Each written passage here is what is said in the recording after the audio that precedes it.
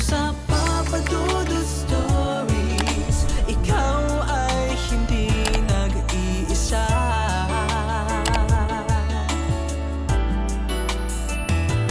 Dito sa Papa Dudut Stories, may nagmamahal sa'yo. Papa Dudut Stories, Papa Dudut Stories. Dear Papa Dudut, sa lahat po ng mga nakatutok ngayon, huwag pong kalimutan mag-like, mag-share at mag-subscribe. Maraming salamat po sa inyong lahat.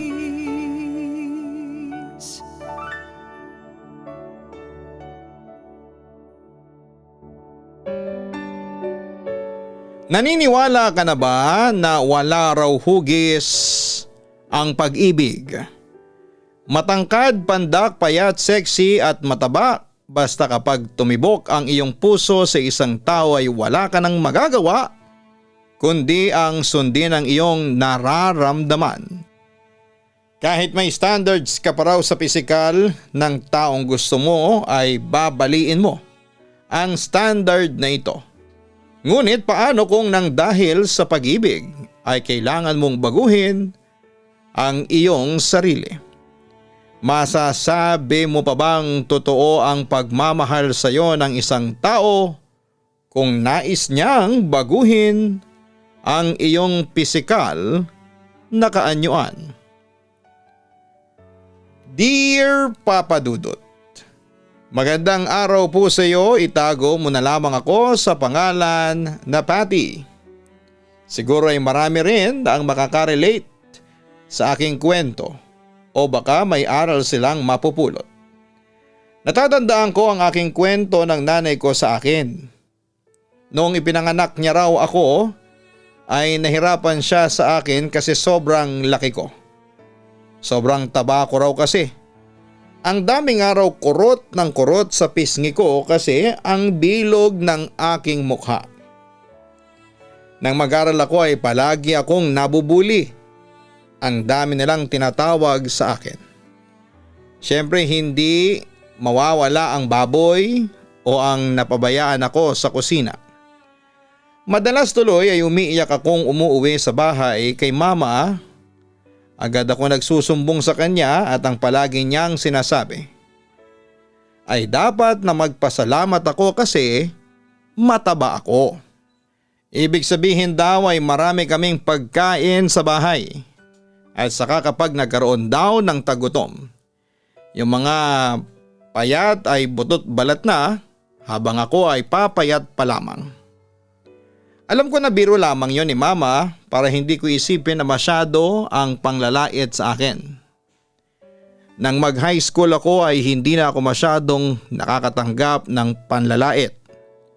Kilala ko na kasi ang mga kaklase ko at kasama ko na sila simula noong elementary. Saka naging immune na rin siguro ako sa pagtawag sa akin ng mataba.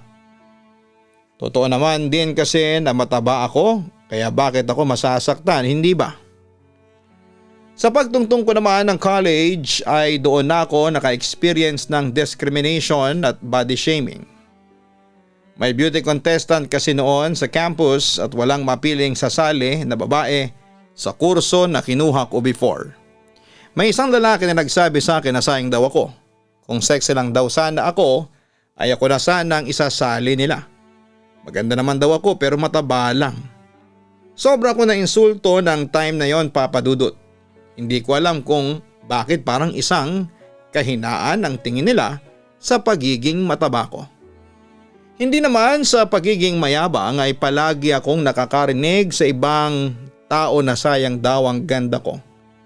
Kasi mataba ako. May ilan na nagsasabi na mag-diet daw ako para lumitaw ang aking ganda. Kapag ba mataba ay hindi na pwedeng maging maganda? Well, karamihan naman kasi talaga ng tao ang basihan ng kagandahan ay sexy ka. Malaki ang hinaharap at maputi ang kutis.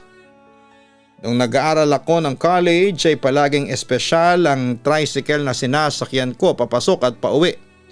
Hindi dahil sa mayaman ako kundi dahil sa wala akong choice. May isang beses kasi na napababa ako ng tricycle kasi hindi nakasya yung isa pang sasakay. Napagtawanan pa ako ng tricycle driver at nasaktan ako. Kaya para maiwasan ang ganong kaganapan ay ako na ang nag-adjust. Palagi ng espesyal ang sinasakyan kong tricycle. Pagdating naman sa love life ay masasabi ko na talagang nahirapan ako. Noong high school ako ay palagi akong nagkaka-crush sa hindi ako nagugustuhan. Tapos kapag nalalaman nila na may crush ako sa kanila ay kinakahiya nila na may crush ako sa kanila. Para bang may nakakadiri akong sakit. Noong college na ako ay sobra akong naiinggit sa mga friends ko na may jowa. Sumubok ako noon na makipag-textmate. Marami din akong nakilalang boys sa text. Pero kapag nakikita na nila ako sa personal ay hindi na sila nakikipag-text sa akin. Hindi naman ako manhid para hindi malaman ang kadahilanan. Dahil yon sa pagiging mataba ko, Papa Dudut. Dumating na ako sa point na naging desperada ako noong nauso ang Facebook. Gumawa ako ng fake account tapos ang ginagamit kong picture ay litrato ng isang sexy at magandang babae. Ang daming nag-add sa akin at nagchat-chat. Tuwang-tuwa ako kasi pinupuri nila. Kapag naman gusto nilang makipag-meet sa akin ay kung ano-anong dahilan ang ginagawa ko. Siyempre hindi nila ako pwedeng makita sa personal dahil malalaman nila na hindi ako yung babae na naka-chat nila. Pero naisip ko na hindi naman talaga ako ang pinupuri nila, kundi yung babaeng nasa profile ko. Naisip ko rin na mali ang ginagawa ko na yon kasi nanloloko ako ng tao. Kaya naman hindi ko na binuksan kailanman ang account na yon, Papa Dudut. Kapag nagkakaroon ng pagkikita ang aming pamilya ay pare-parehas ang mga komentong nakukuha ko sa aking mga tita. Para hindi tumaba ay sinasuggest nila na mag-diet naman daw ako habang bata ako. Baka raw kasi magsisi ako kapag nagkasakit ako dahil sa aking katabaan. Hindi ko naman masasabi sa kanila na wala silang pakialam kung mataba ako kasi hindi naman sila naapektuhan ng aking katawan. Pero syempre, hindi ako pwedeng sumagot ng ganon dahil ako pa ang lalabas na masama. Nag-work na ako ay sinusubukan ko pa rin na hanapin ang lalaking tatanggapin ang aking mga bilbil at taba sa katawan. Nagtry ako ng mga dating application pero hindi ako naging mabenta. Naulit din yung kapag nakikita na ako sa personal ay hindi na nagpaparamdam. Feeling ko ng panahon na yon ay tatanda na akong dalaga at walang lalaki ang magmamahal sa akin dahil sa aking katawan. Hanggang sa naging kaibigan ko si Elaine. Katrabaho ko siya, Papa Dudut. Sabi si Elaine at nang ikwento ko sa kanya ang mga experience ko sa paghahanap ng true love ay sinabi niya na hindi dapat ako mawala ng pag-asa. Aniya, dati rin siyang kasing laki ko pero nag-diet siya at nag-gym. Ongoing pa rin naman daw ang pagpapasexy. Alam mo, sumama ka sa akin sa gym, magpasexy ka pati. For sure kapag naging 24 inches ang bewang mo, ang mga lalaki na ang maghahabol sa iyo. Suggestion ni Elaine sa akin. Gym? Nakakapagod dun sa kapag papawisan lang ako. Tanggi ko. Yun ang kailangan mo ang pawisan at mapagod. Pati hindi ko ito sasabihin dahil sa nilalait kita. Pero alam mo naman siguro na kailangan mo magbawas ng timbang. Sa una lang mahirap pero kapag tumagal ay hahanap-hanapin mo na rin ang pag-gym. Tapos mag-diet ka na rin. Turan pa ni Elaine. Nakuha ko ang point ni Elaine, Papa Dudut. Kaya pinag-isipan ko ang sinabi niya hanggang sa nakapag-desisyon ako na subukan ang mag-gym. Nag-enroll ako ng 1 buwan sa gym kung saan ay naka-enroll si Elaine at nagkaroon pa ako ng personal trainer sa first week ko roon. Pero sumuko na rin agad ako sa unang linggo pa lamang. Hindi kinaya ng katawan ko ang sobrang sakit noon sa tuwing matatapos ako na mag-gym. Ang sabi ni Elaine ay normal yon. at masasanay din ako pero hindi ko talaga kaya. Siguro hindi para sa akin ang pag-gym, Papa Dudut. Pero kahit na sumuko na ako paminsan-minsan ay pumupunta pa rin ako sa gym. Sayang kasi ang binayad ko para sa isang buwan. Sinabi ko sa aking sarili na after na matapos ang isang buwan ay titigil na ako. Saka parang wala ring magiging epekto ang gym sa akin kasi pagkatapos ko roon ay dumediretso naman ako sa Only Wings na nasa ibaba ng gym at kumakain ako ng marami. Para bang niloloko ko lang ang sarili ko sa ginagawa ko. Pinapagod ko lang ang sarili ko para makakain ako ng marami pagkatapos. Isang gabi, kakatapos ko lang mag-gym. Hindi ko kasama noon si Elaine dahil nakabakasyon siya. Siyempre as usual ay diretso ko sa Only Wings. Habang mag-isa akong kumakain, ay napansin ko na may isang lalaki na medyo maganda ang katawan ang panay ang tingin sa akin. Noong una, Papa Dudut, iniisip ko na baka naman hindi ako ang tinitignan niya. Gwapo kasi siya, Papa Dudut. At sino namang gwapo ang titingin sa akin, hindi ba? O baka pinagtatawanan niya ako kasi ang dami ng buto ng chicken wings sa isang pinggan ko. Inisip niya siguro na ang takaw ko. Nagulat ako nang biglang tumayo ang lalaki at lumapit sa akin. Palagi kitang nakikita sa itaas ng gym. Ako nga pala si Gabriel. Ikaw, anong pangalan mo?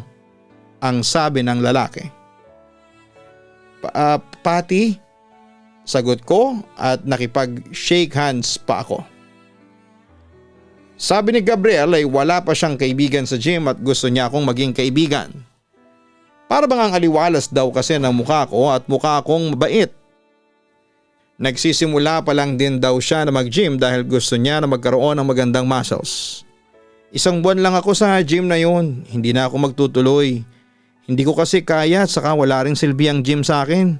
Kung ganito ako kalakas kumain, sabi ko sabay tawa. Disiplina lang yan.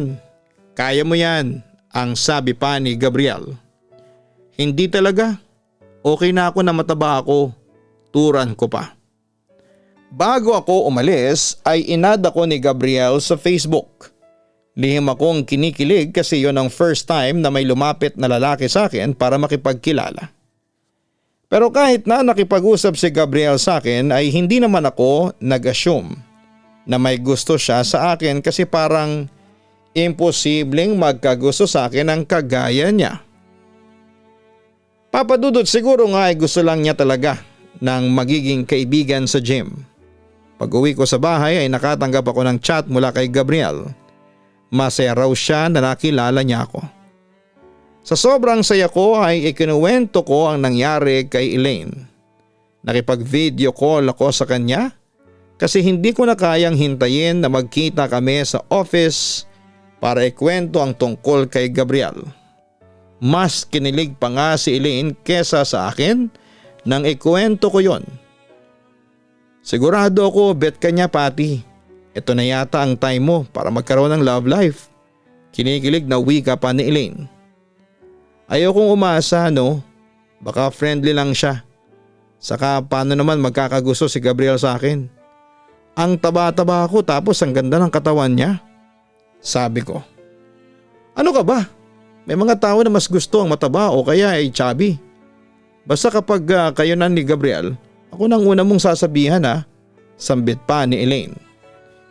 Kahit na ayoko muna mag-assume hanggat hindi si Gabriel mismo ang nagsasabi na may gusto siya sa akin. Wika ko. Ikaw ang bahala pero malakas talaga ang kutob ko na bet ka niya. Hindi na ako makapaghintay na magkaroon ka ng jowa, Patty, ang sabi pa ni Elaine. Simula nang makilala ko si Gabriel ay araw-araw na yata akong nakangiti, Papa Dudut. Palagi kaming magka-chat. Palagi siyang nag-good morning sa akin at ang dami niyang tanong tungkol sa akin na para bang interesado siya sa akin. May isang beses pa nga na sinabi niya na maganda ako kahit na mataba ako. Pero mas lalo raw akong gaganda kung sakali na papayat ako. Kung dati ay naiinsulto ako kapag may nagsasabi sa akin ng ganon. Pero kay Gabriel ay kinilig ako kasi nasabihan niya na maganda ko. Hindi na rin ako bumalik pa sa gym kahit pa alam ko na nandun si Gabriel. Hindi ko talaga siya kaya, Papa Dudut. Makalipas ang ilang buwan na magkakilala kami ni Gabriel ay nagtapat na siya sa akin. May gusto raw siya sa akin at gusto niya akong ligawan kung papayag ako. Pumayag naman ako kasi bet ko rin siya. Talagang hindi ako makapaniwala sa nangyayari ng time na yon. Naging porsigido naman si Gabriel sa panliligaw sa akin. Kahit na gusto ko na siyang sagutin agad ay pinigilan ko ang sarili ko. At baka isipin niya na easy to get ako. Saka gusto ko ring makasigurado kung totoo ba talaga ang nararamdaman ni Gabriel para sa akin. Baka kasi bored lang siya at gusto lang niya na mapaglilibangan at ako ang napili niyang libangan. Natatakot din ako na masakta noon kaya talagang kinilala ko ng husto si Gabriel. Nakita ko naman na totoo ang feelings ni Gabriel sa akin dahil sa kung paano niya ako niligawan. Nagpupunta siya sa bahay at namit na rin niya ang family ko. Tuwa naman ang pamilya ko dahil sa wakas ay mukhang magkakaroon na raw ako ng jowa. Makalipas nga ang 2 buwan ay sinagot ko na si Gabriel, Papa Dudut. Napakasaya niya ng araw na yon. Dahil sa siya ang first boyfriend ko, ay sinabi ko sa kanya na gabayan niya ako kasi wala pa akong alam sa pakikipagrelasyon. Hindi naman nagbago si Gabriel kahit naging kami na. Kung paano siya noong niligawan niya ako ay hinigitan pa niya ang efforts niya. Napakasaya rin ni Elaine para sa akin. Aniya tama raw ang sinabi niya sa akin na magiging kami ni Gabriel. Isang araw ay kinausap ako ni Gabriel tungkol sa gym. Babe, hindi mo ba talaga naiisip na bumalik sa gym? Para may kasama ako na nag-workout, ang sabi ni Gabriel sa akin. Wala pa yan sa isipan ko. Hindi ko kasi talaga kayang mag-workout. Pakiramdam ko ay mamamatay ako. Ang natatawa ko pang sagot. Kasama mo naman ako, iga-guide kita. Nasimulan mo na yun dati kaya kayang-kaya mong ituloy ulit. Ang sabi pa ni Gabriel. Sinabi ko kay Gabriel na pag-iisipan ko ang sinabi niya. Pero ang totoo ay wala naman talaga akong balak na bumalik pa sa pag-workout. Napakabait ni Gabriel, Papa Dudut. Ang naging problema ko nga lang ay ang insecurity ko. Dahil sa gwapo si Gabriel ay naisip ko na baka kapag may nakipagkilala sa kanya na mas maganda at sexy ay ipagpalit niya ako kaagad. Napaparanoid ako na baka mawala siya sa akin dahil sa maraming sexy na babae sa gym. Ang sabi ni Elaine sa akin ay huwag akong mag-isip ng ganon dahil nagustuhan ako ni Gabriel kahit na mataba ako. Hindi raw ako magiging masaya sa relasyon namin ni Gabriel kung nag-iisip ako na ipagpapalit ako ni Gabriel sa sexy na babae. Magtiwala lamang ako kay Gabriel. Sa loob ng 1 taon ng aming relasyon ni Gabriel ay naging masaya ako, Papa Dudut. Napaka-espesyal ng turing niya sa akin. Hindi ko rin naramdaman na nagkagusto siya sa iba. Palagi niyang pinaparamdam sa akin na ako lang ang mahal niya. Kaya naman nawala na ang pagkaparanoid ko, Papa Dudut. Ang napansin ko na lang ay hindi pa niya ako ipinapakilala sa family and friends niya. Hindi rin niya pinopost sa social media account niya ang pictures naming dalawa. Ako lang ang palaging gumagawa noon at nang tanungin ko si Gabriel tungkol sa bagay na yon ay sinabi niya na hindi talaga siya nagpo-post ng tungkol sa love life niya. Ayaw daw niya na may ibang tao na makikialam sa aming dalawa.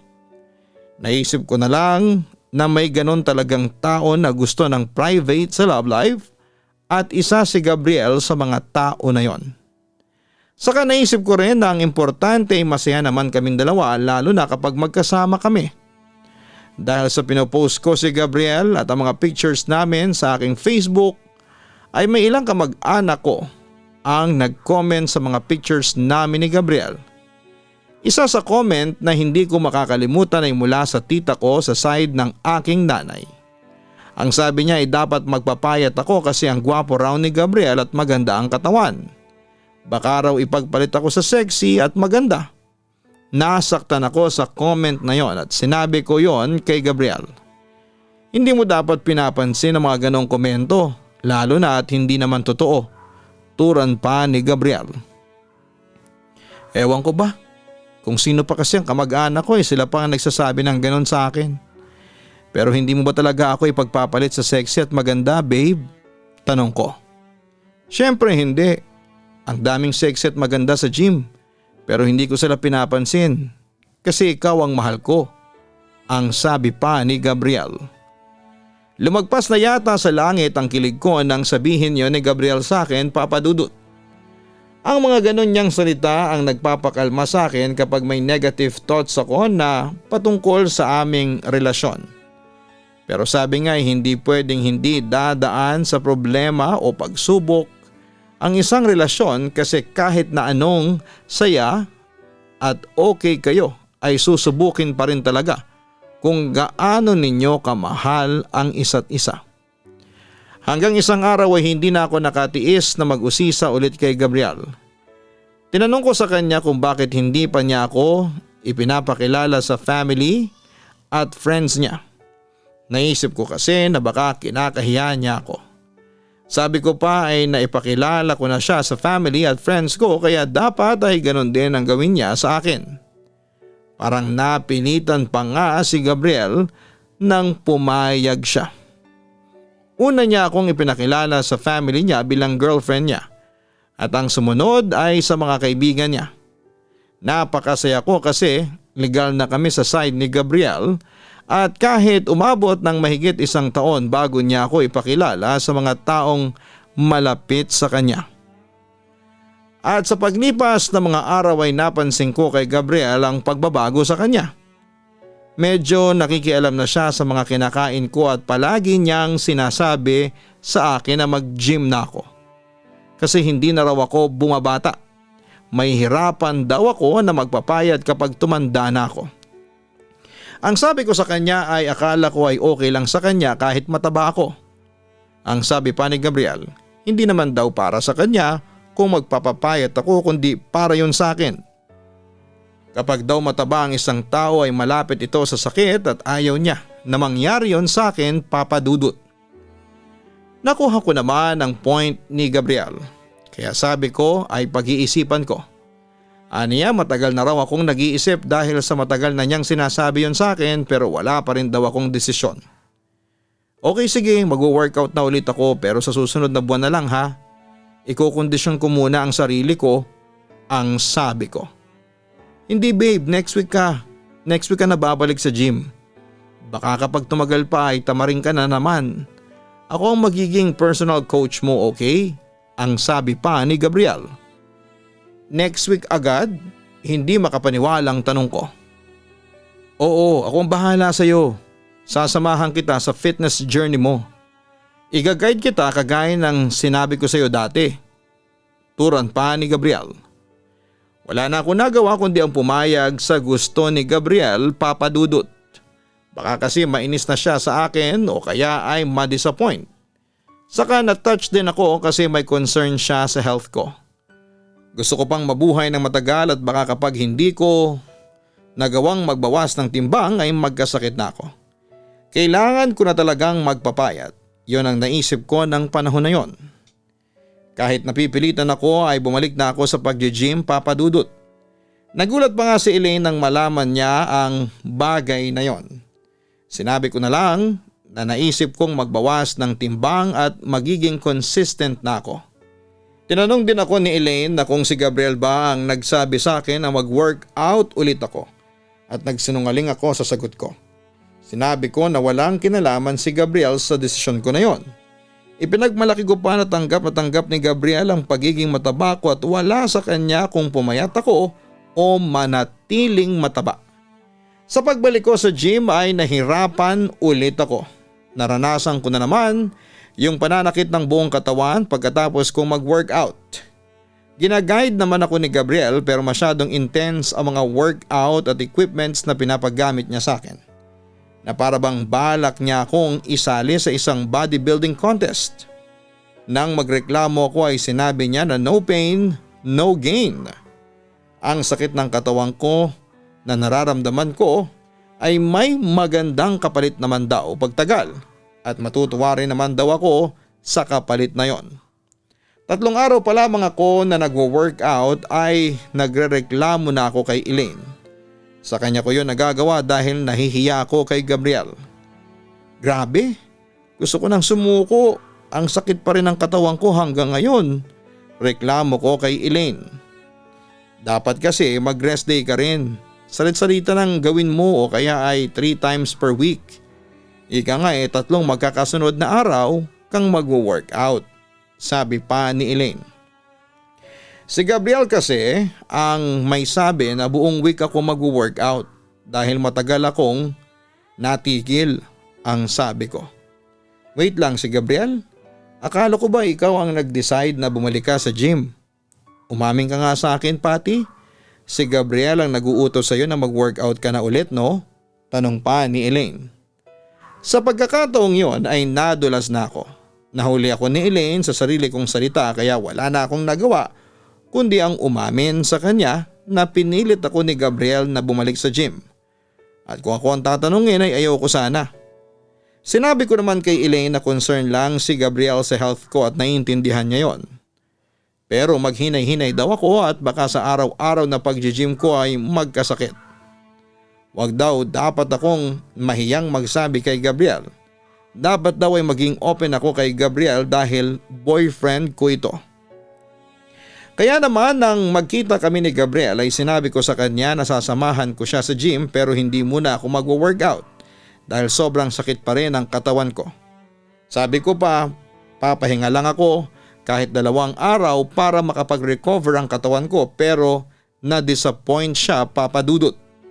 Sabi niya hindi raw ako papayad kung tamad akong mag-workout. Sinabihan pa niya ako na baka raw kapag nasa bahay ako ay ang lakas kong kumain. Sayang lang daw ang workout ko kung gano'n ang ginagawa ko. Ang totoo ay binabawasan ko na rin ng paunti-unti ang pagkain ko ng time na yon. Ang sabi ko kay Gabriel ay huwag siyang mag-alala dahil hindi naman ako malakas kumain. Pinapakat pa niya sa akin ng rice. Huwag na raw ako mag-rice para maging mabilis ang pagpayat at pag-sexy ko. Dahil sa si Gabriel ang nagsabi noon ay sinubukan ko na huwag nang kumain ng kanin. Napansin niyo ng pamilya ko at nagtaka si mama nang tumanggi akong kumain ng kanin habang naghahapunan kami. Aniya alam naman daw niya na gusto kong pumayat pero huwag kong biglain ang katawan ko. Dahan-dahan lang daw at huwag daw yung biglang hindi na ako kakain ng kanin. Unti-untiin ko raw. Pero ang sabi ko ay gusto ko na kaagad pumayat. Ang dahilan ko kaya gusto kong pumayat ay para hindi na ma-disappoint si Gabriel sa akin papadudot. 2 araw lang akong nagpahinga at sumama na ulit ako kay Gabriel sa pag-workout. Grabe ang mga pinagawa niya sa akin para daw makabawi ako sa 2 araw na hindi ako nagpunta sa gym. Pagkatapos namin ay bumaba na kami. Napatingin ako sa Only Wings restaurant na nasa baba ng gym at bigla akong nag-crave sa chicken wings.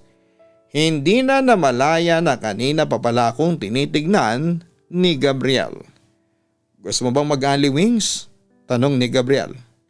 Oo, ang tagal ko nang hindi nakakakain dyan eh. Ang nakangiti kong turan. Akala ko kasi ay hahayaan ako ni Gabriel na kumain doon. Kung gusto mong mauwi sa wala lahat ng sakit ng katawan mo, sige kumain ka ngayon dyan. Pero kapag ginawa mo yun ay huwag ka nang umasa na i-guide pa kita sa pag-workout mo. Ang sabi ni Gabriel na para bang galit siya sa akin. Nalungkot naman ako sa sinabing yon ni Gabriel papadudot. Na-appreciate ko naman ang effort niya para mabawasan ako ng timbang at alam ko na strict siya sa akin dahil concern lamang siya sa akin. Pero nakakalungkot lang na ang dami ko nang hindi pwedeng kainin. Kahit gusto kong damihan ang pagkain ko ay hindi ko na magagawa dahil iniisip ko na kapag kumain ako ng madami ay magagalit si Gabriel sa akin. Kaya kailangan ko na talagang magtiis at magdisiplina talaga sa sarili. Yun ang dapat kong pairalin kung gusto kong matuwa si Gabriel sa akin.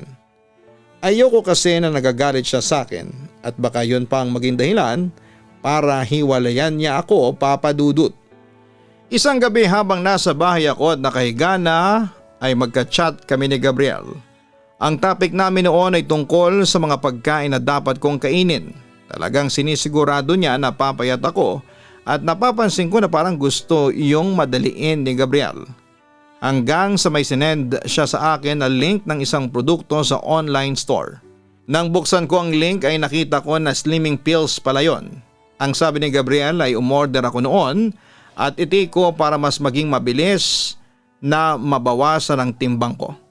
Mawawalan daw ako ng ganang kumain at palagi akong mauuhaw kapag tinitake ko ang pills na yon araw-araw. Dapat daw ay consistent ako at hindi ako pwedeng pumalya.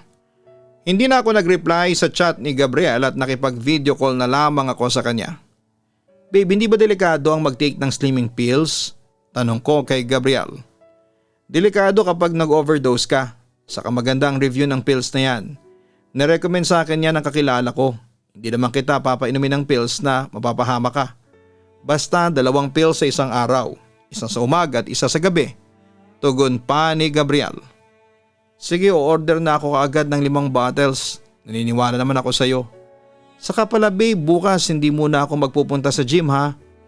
Magdi-dinner kasi kami ng mga ka-workmates ko sa labas. Gawa nang na-promote yung isa naming katrabaho. Pagpapaalam ko sa kanya. Okay. Alam mo naman ang mga hindi mo pwedeng kainin, hindi ba? Turan pa ni Gabriel. Oo naman, natatandaan ko ang lahat, sabi ko. Baka pala hindi rin muna ako magpunta sa gym bukas. Uuwi ako sa amin. Ang sabi pa ni Gabriel.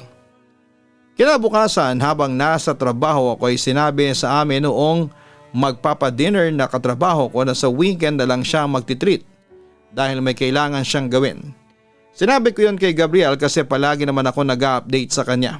Ang sabi ko ay pupunta na lang ako sa gym para matuwa siya. Tama raw yun kesa sa umuwi agad ako sa bahay. Yun nga lang ay hindi niya ako masasamahan dahil nakauwi na raw siya sa kanila. Wala namang problema yun sa akin dahil kahit dati pa ay nagpupunta na ako sa gym nang wala akong kasama. After ng trabaho ko ay nagpunta na ako sa gym.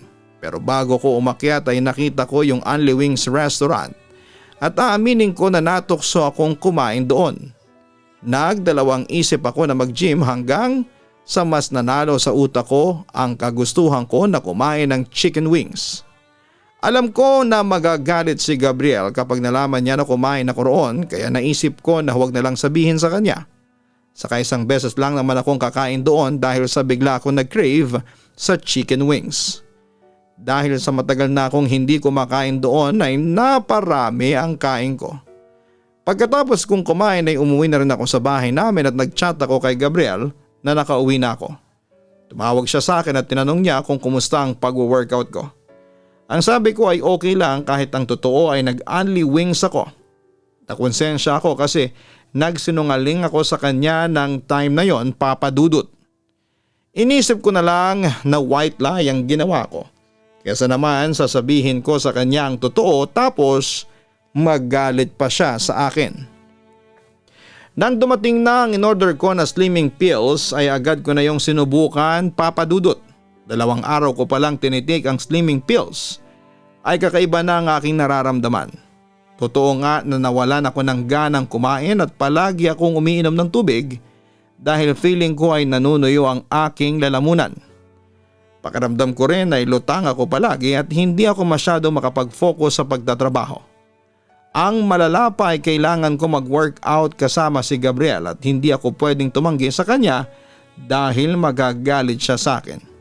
Sa 7th araw ng pagtitake ko ng pills ay doon ako nagsabi kay Gabriel kasi iba na talaga ang nararamdaman ko sa aking sarili. Babe, pwede bang mag-stop na ako sa pagtitake ng slimming pills na sinabi mo? Palagi na kasi ako nahihilo. Turan ko kay Gabriel. Ganyan talaga yan sa simula.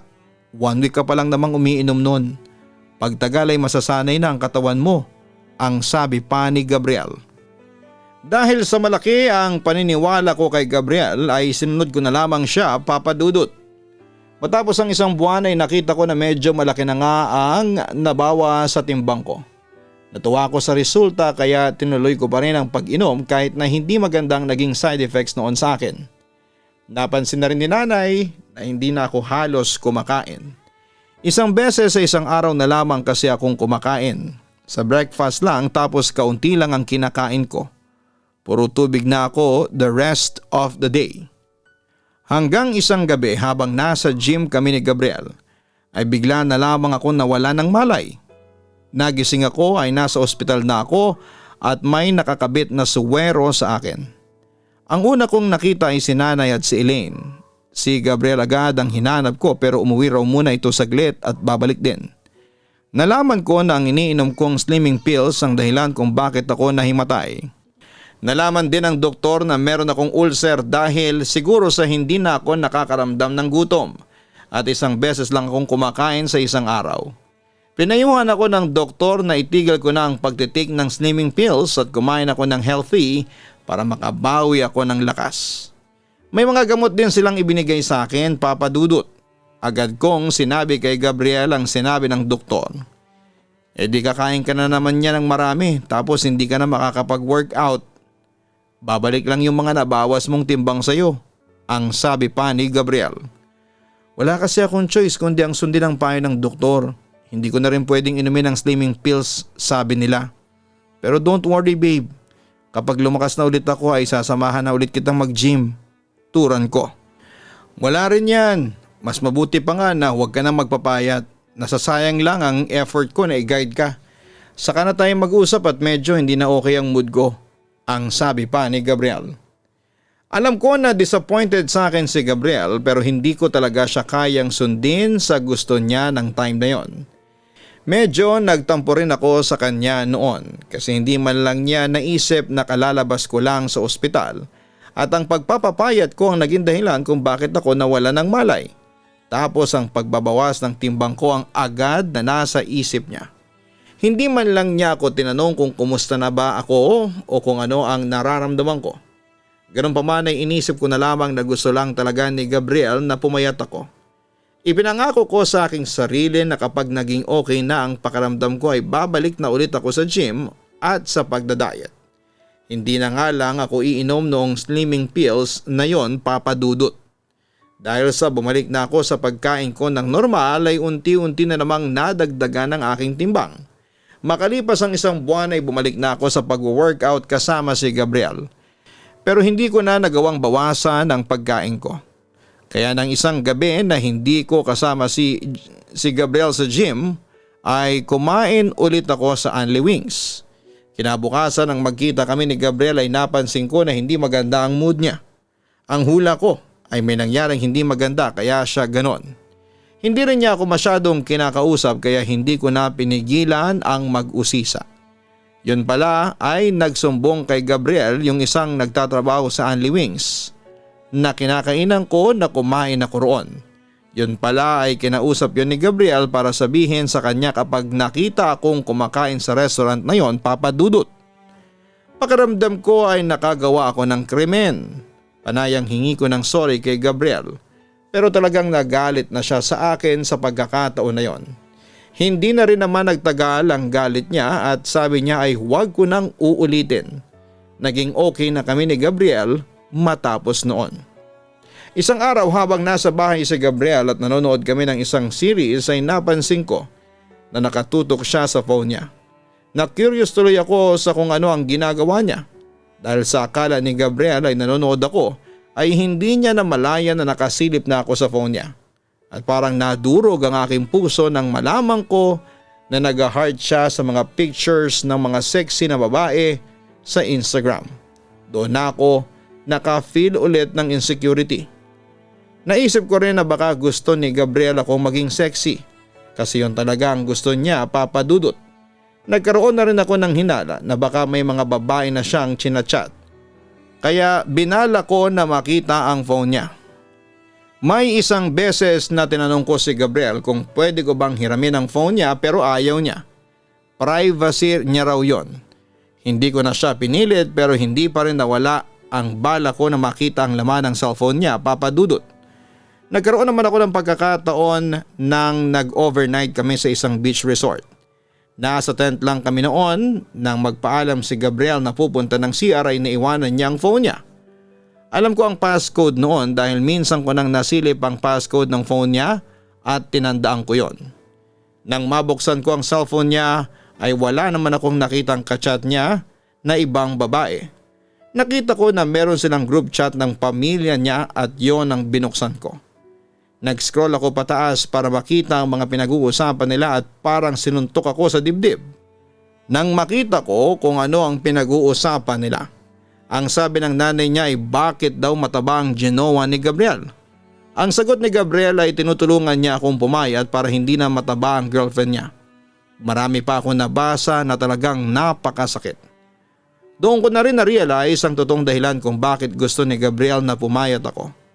Hindi dahil sa concern siya sa akin at sa health ko kundi ang gusto niya ay magkaroon siya ng girlfriend na hindi malalait ng pamilya niya. Labis akong nasaktan sa aking mga nalaman. Napatulala na lamang talaga ako at naabutan ako ni Gabriel na hawak ko ang cellphone niya. Nagalit siya sa akin dahil nag-invade daw ako ng privacy niya. Lumuluha akong sinabi sa kanya na nabasa ko ang chat nila ng pamilya niya tungkol sa akin.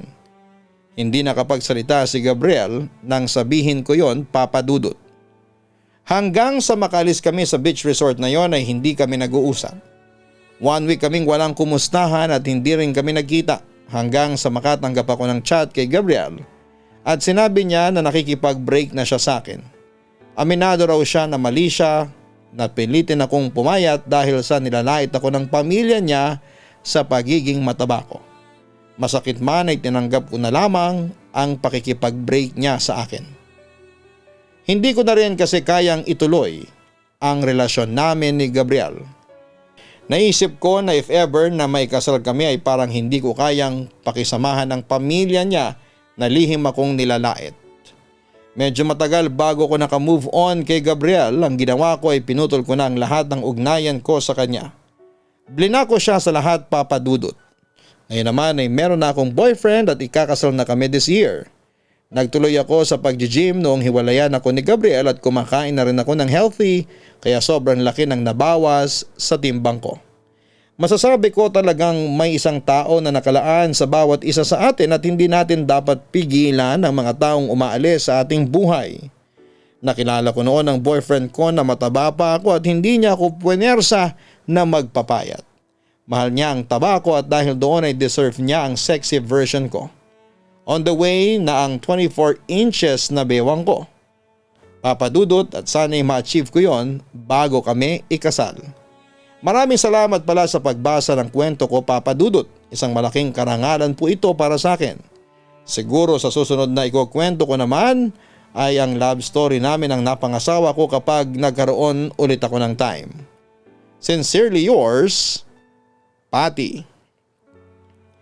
Mataba man o payat, anuman ang timbang mo ay deserve nating lahat ang isang pag-ibig na tunay at wagas.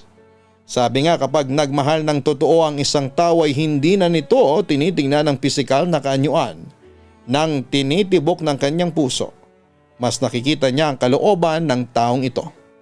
Kung mapunta ka naman sa isang sitwasyon kung saan ay pinipilit kang baguhin ang isang tao at labag ito sa iyong kalooban ay kailangan mong sigurong mag-isip kung mahal ka ba talaga ng taong ito. Wala namang masamang magbago lalo na kung ang babaguhin mo ay ang hindi maganda sa iyo ngunit ito ay dapat na bukal sa iyong kalooban at hindi yon napipilitan ka lamang. May mga tao man na hindi ka tanggap at gusto kang baguhin ay hindi ka dapat mawala ng pag-asa na may isang tao na tatanggapin ka kung ano at sino ka. Isang tao na makikita ang iyong tunay na kagandahan.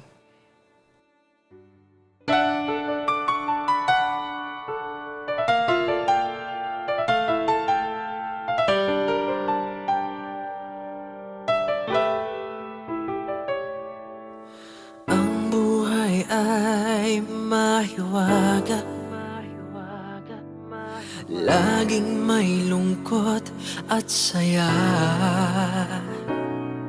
Sa Papa Dudut Stories, laging may karamay ka.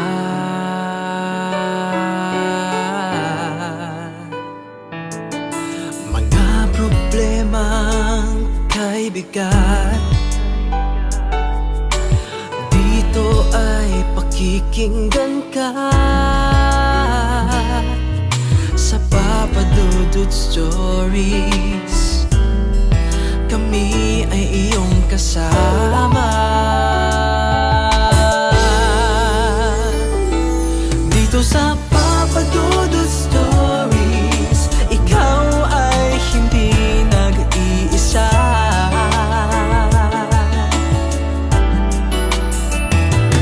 Dito sa Papa Dudut Stories, may nagmamahal sa'yo. Papa Dudut Stories, Papa Dudut Stories, Papa Dudut Stories.